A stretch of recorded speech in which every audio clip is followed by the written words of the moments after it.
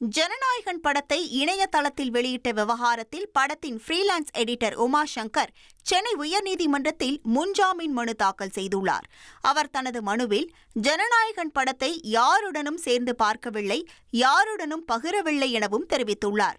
படம் இணையத்தில் வெளியானதில் தனக்கு எந்தவித தொடர்பும் இல்லை எனவும், உண்மை குற்றவாளிகளை பாதுகாப்பதற்காக அப்பாவியான தன்னை வழக்கில் சேர்த்துள்ளதாகவும் மனுவில் குறிப்பிட்டுள்ளார்.